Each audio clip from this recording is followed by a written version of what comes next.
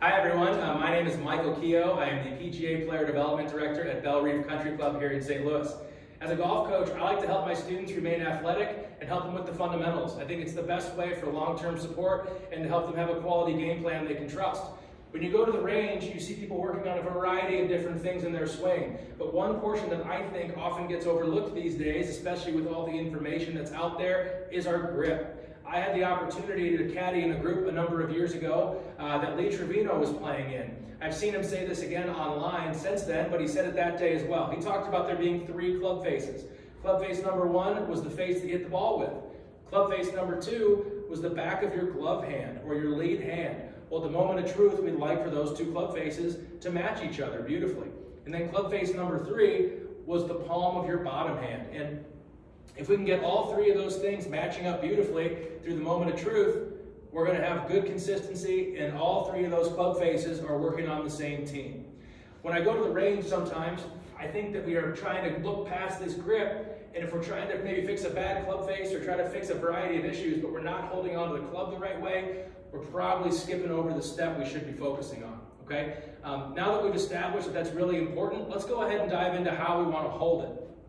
I'm going to turn sideways here, and I'm going to hold this club straight up in front of me, nice and square. I'm going to take my lead hand, and I'm just going to make a hook with my fingertips.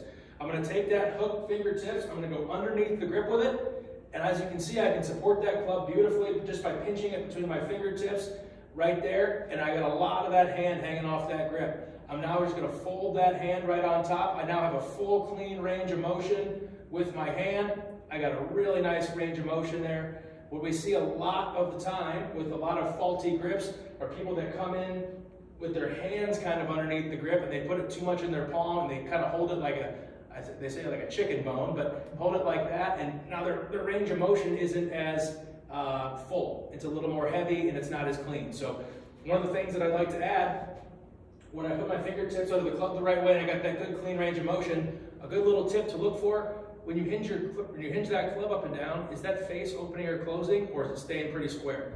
In this case, it's staying square, and we're in good shape. I'm going to turn in this direction. There's a little bit of a hook again with that bottom hand. I'm going to take that hook and go under the grip, and I'm just going to set the pad of my bottom hand right on top of that thumb and cover it up like so. I'm in a really good position now to meet what Mr. Trevino said about allowing those 3 club faces to stay in balance and allowing those 3 club faces to match up in the moment of truth. As a side benefit, if you're someone that gets a club face that gets a little out of whack at the top, I would definitely look at your grip. If you're someone that maybe gets the club doing some variety of things that gets out of balance, I would look at your grip, trying to make sure that our hands and wrists and arms are working the way they were designed, which is going to allow you to release the club more efficiently. Okay? Now, if you're someone that likes something with a little more texture, I would definitely look at something like this, a training grip. A training grip is online. Obviously, Scotty Scheffler uses one on his 6-iron. That's become pretty famous these days. Most of us know that now. But these have been around a long time. You can find them on Amazon for $7 or $8. Have a PGA professional or any golf store slide it on there for you on a practice club. It's just going to promote your hands sitting under the club like so, your fingers sitting under the club like so, and now we can use our hands and wrists properly. Okay? Again, there's a lot of things that the grip will help you down the path with, but if we get out of the blocks the wrong way, it may cause some issues down the path. So let's start out of the gates good. Let's make sure that our grip is solid so that we can start to develop a fundamentally sound golf swing. That'll help you a lot, I think. Thank you very much.